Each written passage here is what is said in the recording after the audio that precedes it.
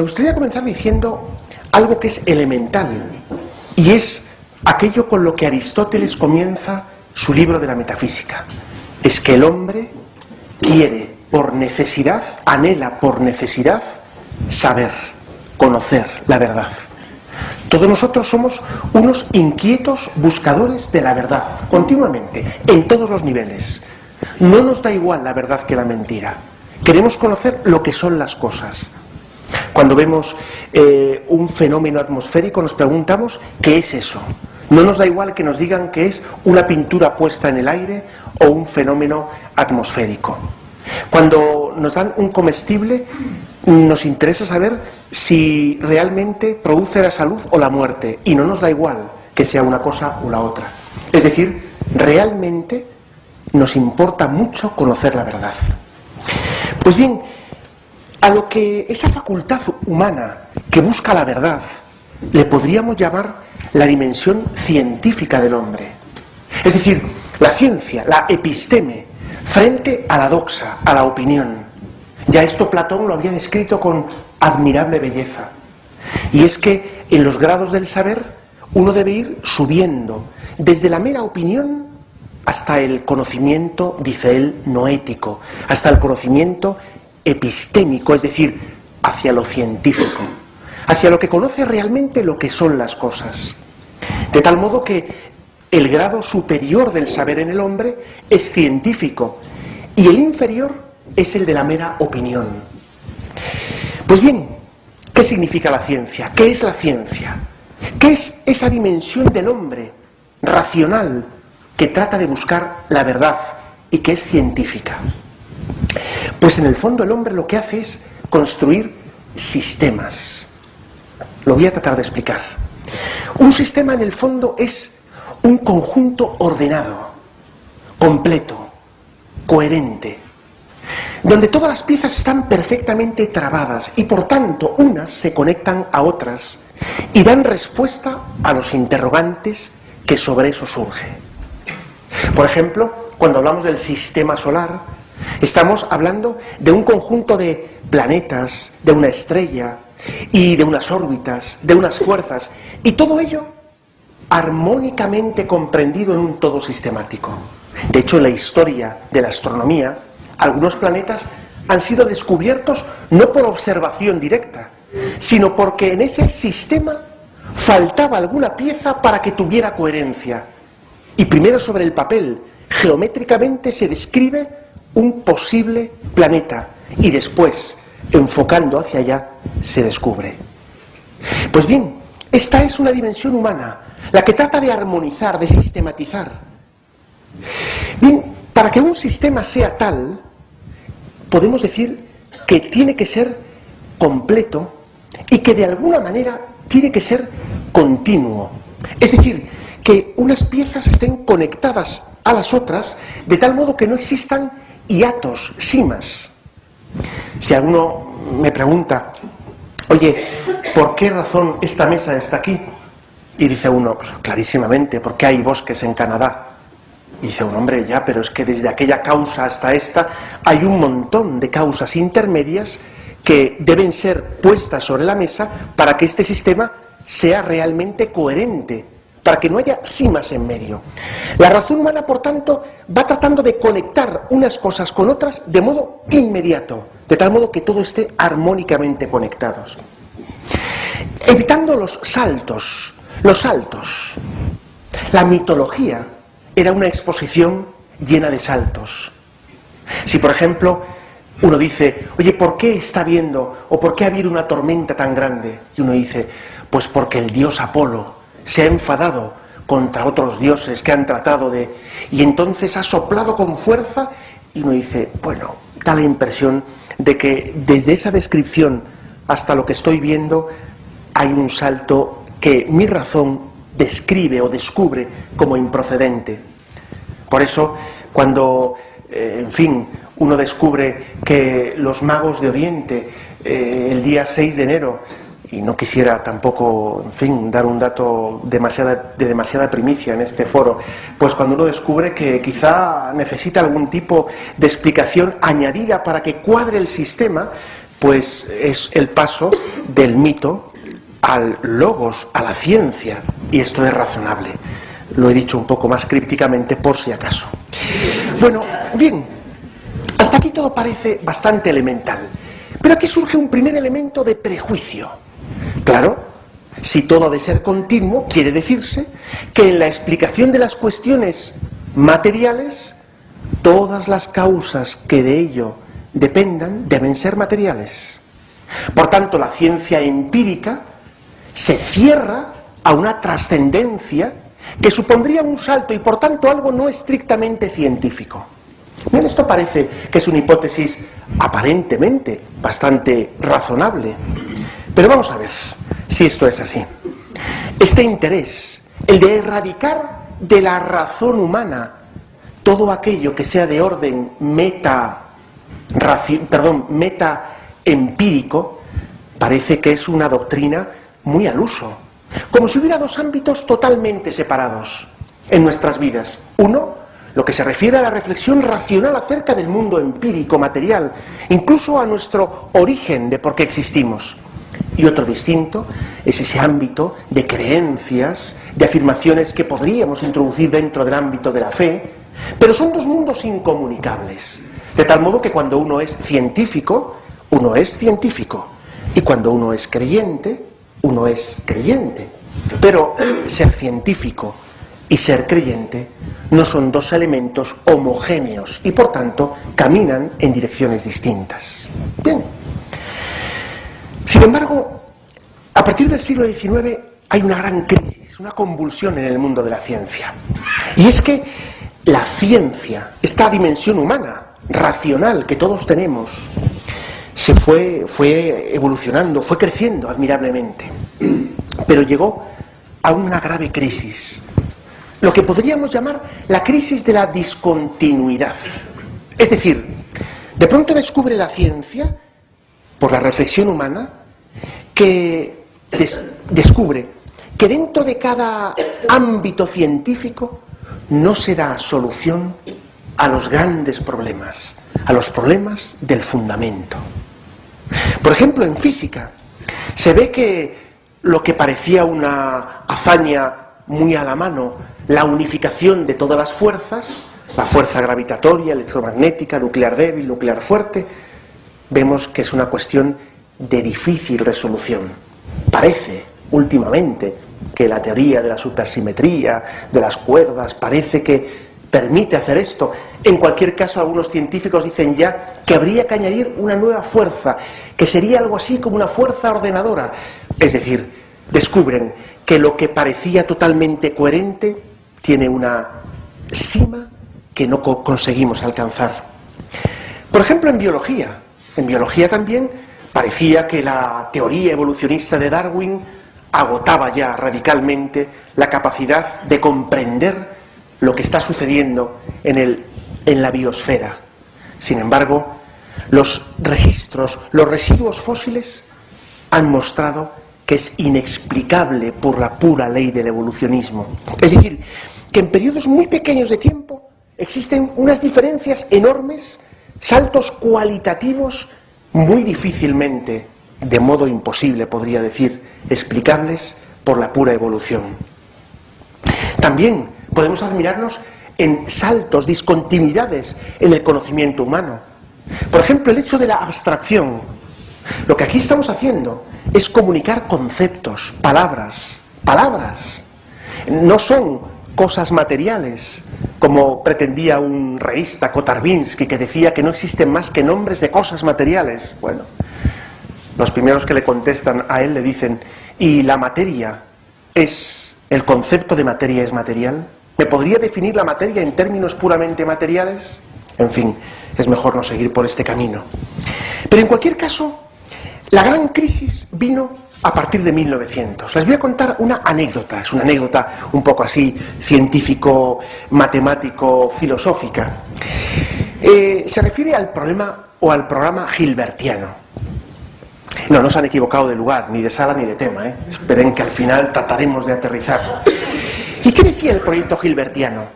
Claro, comienzos del siglo XX, esta crisis en la ciencia parecía que estaba haciendo mella. que la ciencia no sea completa, que la ciencia no sea capaz de abarcarlo todo, que la razón humana no es capaz de agotarlo todo con su propia fuerza. Pues Hilbert, en 1900, convoca un congreso en París, con una intención. Lleva allí a los mejores investigadores en el ámbito de la lógica, de la epistemología, de la matemática. Su intención es elaborar un sistema axiomático, por tanto, racional, según se entendía la razón humana, que tratara de acabar con esta crisis de la ciencia y que pudiera dar explicación de todo. ¿Cuántas veces se nos ha dicho, esto está dicho con rigor matemático, como si fuera la máxima expresión del rigor? Tamaño error. Pues bien, esto era el sueño del racionalismo. ¿Qué significa racionalismo? La pretensión de que la razón humana sea absoluta, lo pueda entender todo, pueda agotar la realidad, la razón humana. Sin embargo, tiempo después se reúnen de nuevo los investigadores en cuestión y llegan a una terrible conclusión. No solamente no han podido elaborar ese sistema axiomático totalmente completo, sino que algunos han demostrado de un modo formal, por tanto lógico, que es imposible.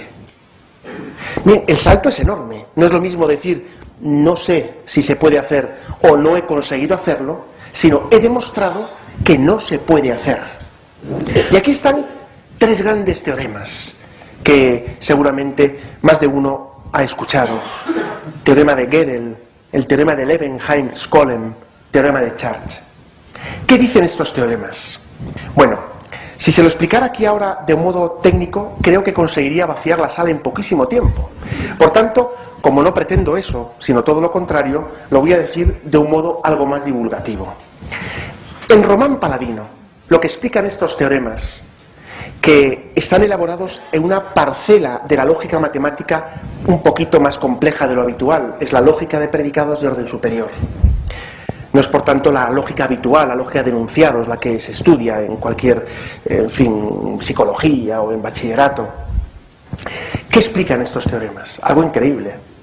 Es que la fórmula que demuestra la coherencia de un sistema racional no pertenece a ese sistema racional.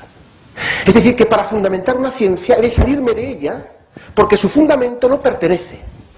De tal modo, y perdonen por esta lluvia de conceptos, que es imposible que un sistema axiomático tenga dentro de sí tres propiedades. Tres que son las propiedades de lo que se entendía lo científico. Que sea completo, es decir, que dé explicación de todo lo que existe. Que sea consistente, es decir, que no tenga contradicción. Y que sea decidible. Y es que cualquiera de las afirmaciones anteriormente expuestas son definibles o son probables, demostrables por el resto. Lo que se demuestra es que si se quiere que sea consistente y decidible, no es completo. Dicho de otro modo, los fundamentos para demostrar la coherencia de todo sistema axiomático científico están fuera de ese sistema. De tal modo, por ejemplo, que para fundamentar la matemática necesito principios metamatemáticos, extramatemáticos. Y por eso la matemática no es ninguna ciencia exacta, sino que es exacta siempre y cuando ponga yo unos fundamentos que están más allá. Bien, perdonen por este comienzo algo duro, pero creo que vamos a ir suavizando ya. Creo que hemos llegado a la cima de la complejidad, ahora ya bajamos, o sea que ya tranquilo. Bueno, pues esta cuestión es muy importante. ¿Por qué es importante? Porque muestra algo respecto de la razón humana. Y es que la razón humana es grande cuando reconoce que tiene un límite. Es decir, que para fundamentar los principios de la propia razón humana, para que la razón humana sea consistente, necesita principios que están más allá de ella. Bien, esto es una transposición de lo anteriormente dicho de un modo, digamos, muy rápido. Pero creo que se puede entender. Es decir, dicho de otro modo, la pretensión de una razón humana absoluta cayó por los suelos.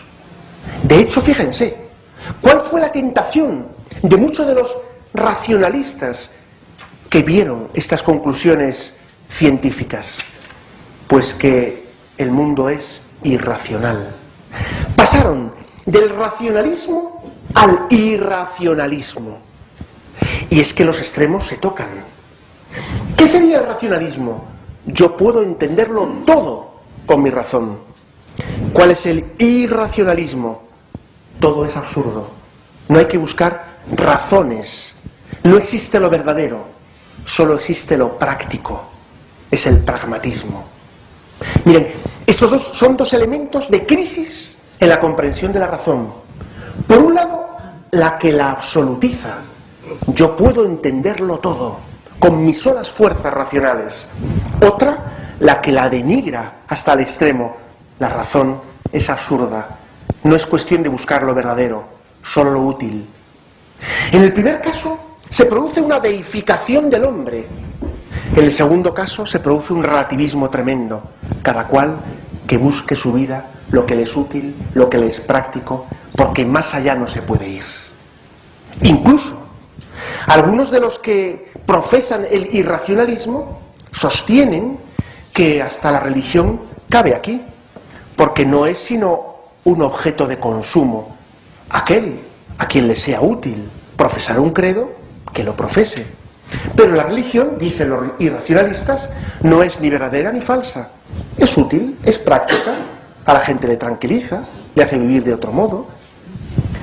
Bien, ya tenemos ahora mismo sobre la mesa dos modelos para dos o tres según se vea. Podemos decir tres modelos para entender la razón. Uno primero, el que absolutiza la razón humana.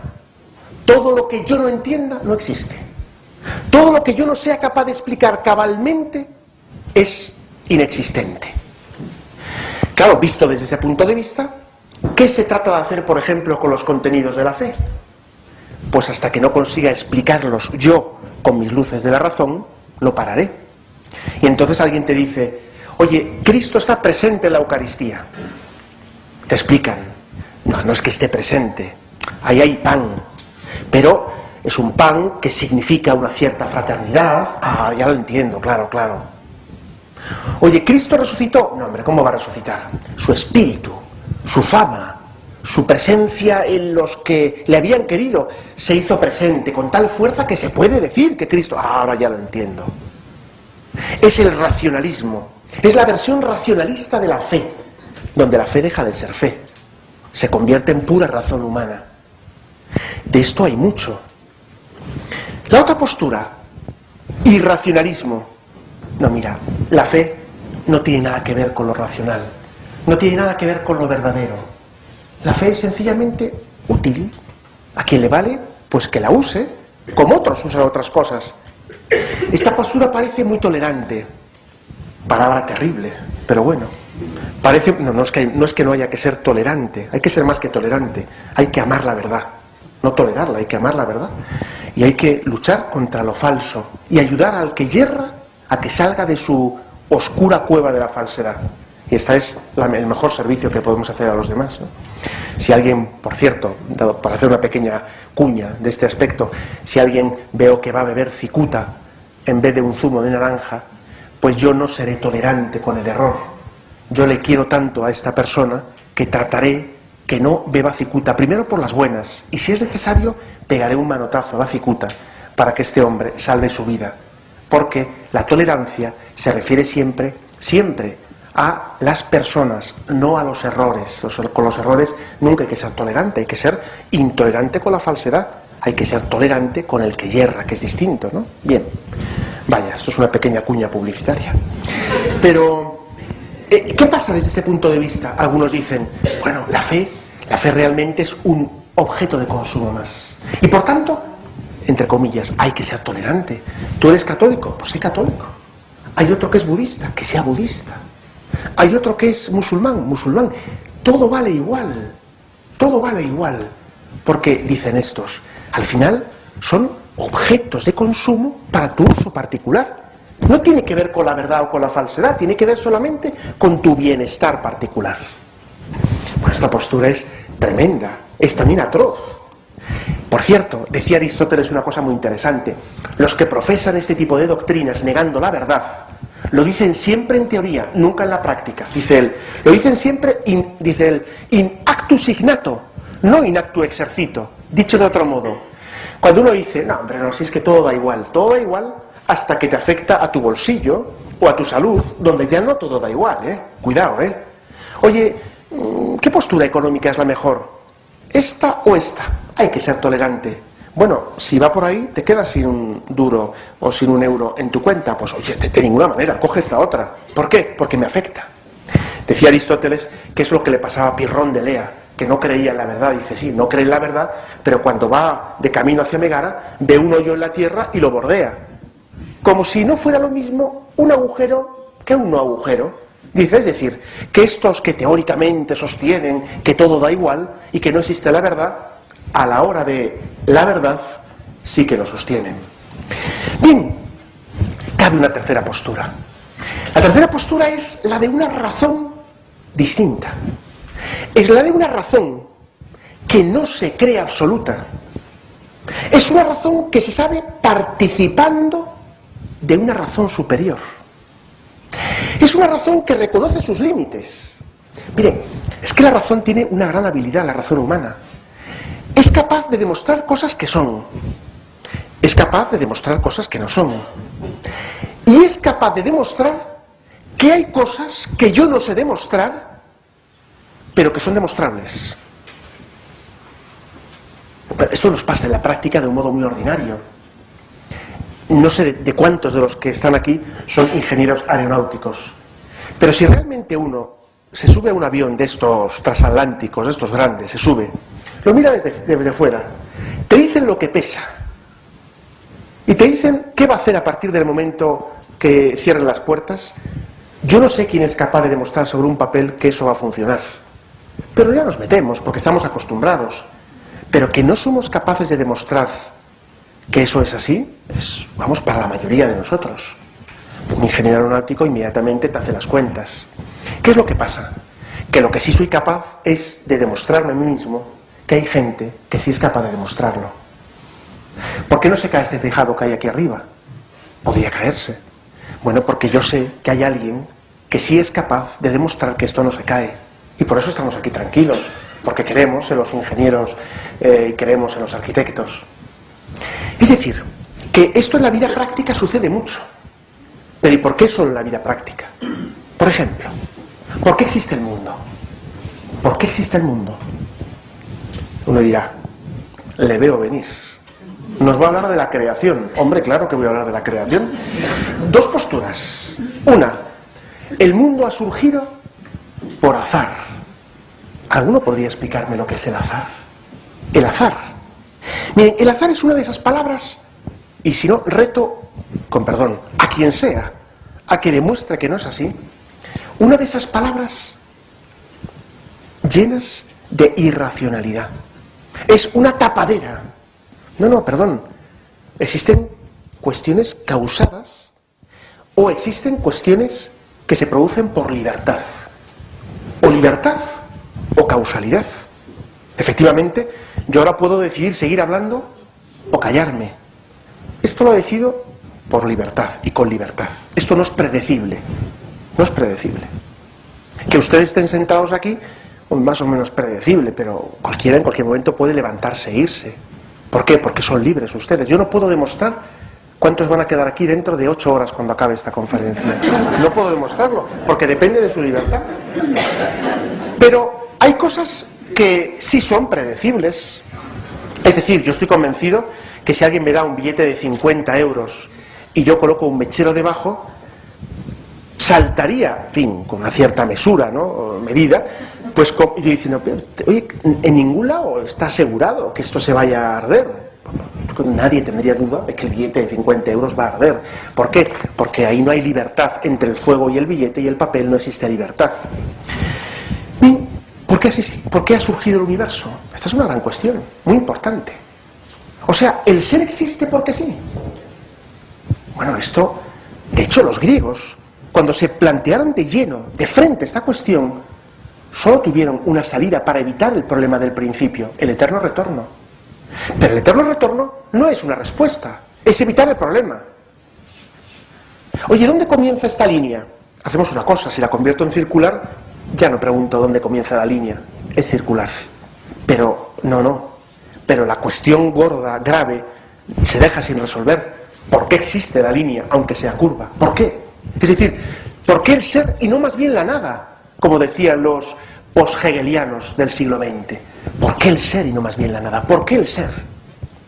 Bueno, obviamente la pregunta o la respuesta a esto deja sin palabras a los científicos sensatos.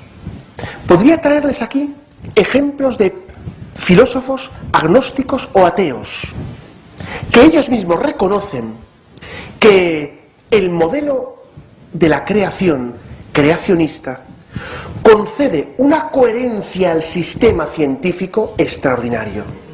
Lean, por ejemplo, las posturas de Stefan Gould, ahora muy de moda, que muestra o dice que no se pueden superponer ni oponer el modelo creacionista y la ciencia actual. Es más, llega a decir, aporta una coherencia al sistema que ya quisiera la ciencia tener por sí misma. O por ejemplo, Sartre, que en un momento determinado afirma que, desde otro punto de vista, que es muy incómodo que Dios no exista. Dice él, en el existencialismo es un humanismo. Dice, es muy incómodo que Dios no exista. Y lo decimos desde otro ámbito de la ciencia, que es la ética. Y dice Sartre, lo puede leer cualquiera, el gran ateo Sartre, dice él, que si desaparece Dios, desaparece realmente toda posibilidad de fundamentar una ética de un modo sólido, definitivo.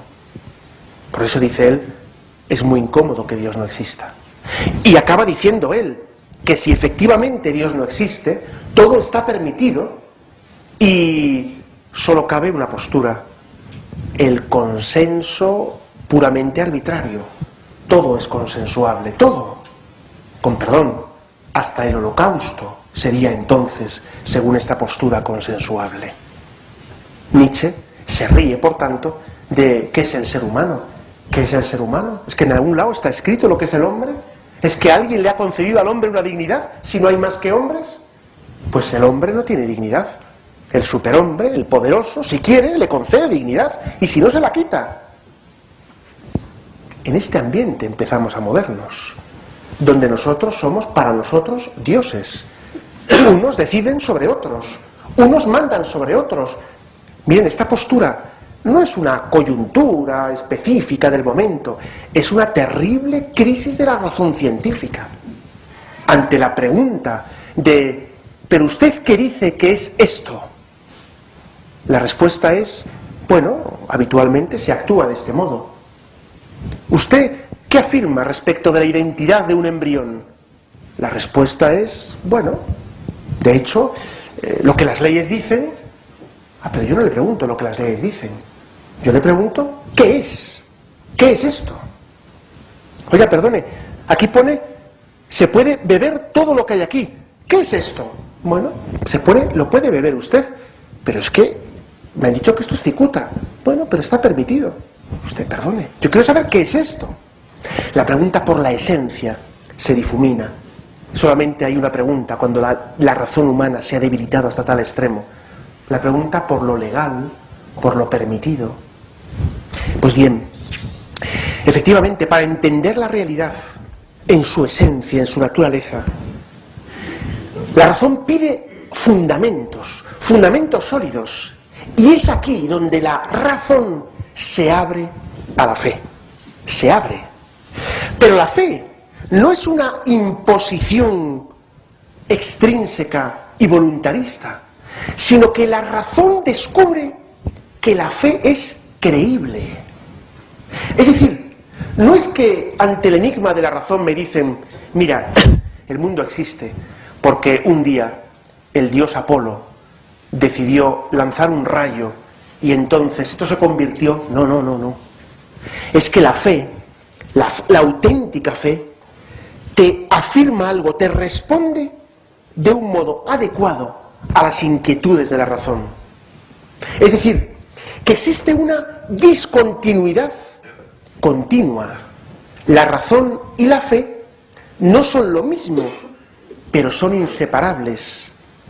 Y donde podríamos decir que el conjunto de la racionalidad, en el sentido absoluto de la palabra, abarca tanto la razón humana como las que entendemos por la fe, que no deja de ser sino sabiduría divina. Dicho de otro modo, el hombre está llamado a trascender su razón y entrar en la razón con mayúscula, que es el logos, es decir, Dios mismo. Y es que uno de los elementos fundamentales de la razón es que se sabe creada, se sabe limitada. Aunque a cualquiera de ustedes alguien les intentara convencer de que ustedes o yo tenemos una razón creadora, esto ninguno se lo cree. Yo soy capaz de darme cuenta que mi razón no crea la realidad. Hombre, en ámbitos morales me hago creer que sí, que yo me creo el bien y el mal, pero no es así. ¿Cuál fue el pecado de nuestros primeros padres? ¿Qué nos relata el Génesis? Esta pretensión. Mira, tú vas a ser capaz de fundar la realidad. Este es el árbol de la ciencia del bien y del mal. Tu razón es capaz de constituir lo que existe, de decir lo que es bueno y lo que es malo, lo que es verdadero y lo que es falso. Tú eres Dios. Pero sabemos que no. Si uno va con el coche, perdón por estos ejemplos, pero a veces conviene hacer así un descenso, que uno va con el coche y de pronto se da cuenta que le falla el freno, es decir, que se ha roto el freno. Dice uno, bueno, da igual, a partir de ahora el acelerador es el freno. Por mucho que se lo diga, y se lo diga en verso, en prosa, en todo tipo, creo que no va a durar mucho tiempo esa consideración, pero por otro motivo. Porque, claro, si uno está cayendo desde un 8º piso hacia abajo y dice uno, bueno, si el suelo es una almohada, vale, todavía no sabemos ninguno que nos haya dicho si hizo eso durante la caída. ¿Por qué? Porque es absurdo. Bien, esta pretensión humana de que su razón sea absoluta es absurda. Nadie puede decirse con una mínima coherencia, mi razón es absoluta. Todos saben que es una razón real, consistente, con capacidad de coherencia, pero efímera en el sentido de limitada y por tanto creada. ¿Qué busca entonces la razón creada? Busca la razón increada, busca lo absoluto, busca lo que se sustenta a sí mismo. Este dinamismo de trascendencia de la razón humana es natural, lo tienen todos los hombres, lo tenemos todos. Por eso la apertura del hombre a la trascendencia es connatural a su razón. La apertura de la razón a la fe es connatural a la razón. Hay un autor, Berdyaev, ruso, de Kiev, muy interesante. Habla de los 3 momentos desde la época del racionalismo hasta aquí. Dice que antes del racionalismo había una época de teonomía, es decir, donde las leyes se fundaban en Dios. Teo, Dios, nomos, ¿no? Ley, costumbre, la teonomía. Dice que en la época del racionalismo se llegó a una antroponomía. Las leyes las fundamos nosotros. Somos nosotros dueños de las leyes. Para pasar, por último, a una entroponomía, entropía, desorden, caos. No existen leyes. Cada uno que haga lo que quiera. Puro relativismo. Claro, el relativismo puede decir alguno, bueno, el relativismo, no. Dijo el cardenal Ratzinger en la homilía con la que comenzaba el cónclave en el que sería elegido papa. Esto es una dictadura. ¿Por qué? Porque el relativismo nos esclaviza a todos. Solo libera la verdad. Solo. Es decir, el relativismo nos impide a todos alcanzar la meta a la cual estamos llamados. Con lo que comencé al principio. Nuestra meta es la verdad. Y por eso, el estado natural, el estado propio del hombre, es aquel que con su razón, reconociendo su propio límite, su carácter creatural, se abre al don de la revelación. Y es por lo que el encuentro de la razón y de la fe es tan amable. Pues bien, conceptos de razón podemos tener muchos, pero solo hay uno que hace justicia a nuestros más profundos deseos. No es ni la razón absolutista, racionalista, ni la sin razón del irracionalismo, sentimentalismo, sino la razón que es capaz de entender que la fe da respuesta a los interrogantes más profundos. Por eso decía Juan Pablo II, la Fides et Ratio, que la fe y la razón son como dos alas, sin las cuales una u otra nos iríamos a pique. Razón sin fe, racionalismo. Mi razón pretende abarcarlo todo. Fe sin razón, fideísmo. Yo digo esto simplemente porque se me ha dicho. No. Es que es una belleza poder descubrir cómo con la razón uno descubre la razonabilidad de la fe. Hasta el misterio de la Santísima Trinidad tiene una bellísima razonabilidad, lo cual no significa que seamos capaces de agotar el misterio. La presencia de Cristo en la Eucaristía, uno puede descubrir cómo no es irracional que Cristo, la persona de Jesucristo, esté presente bajo las especies de pan y vino. Podemos metafísicamente mostrar su coherencia, aunque con ello no agote el misterio.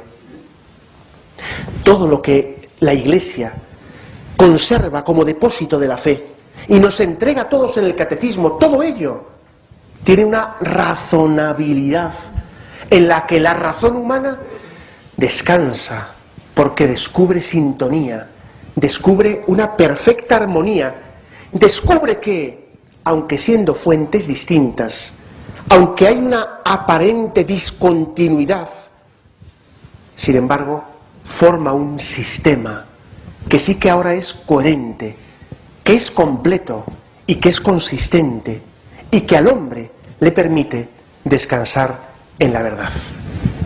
Muchas gracias.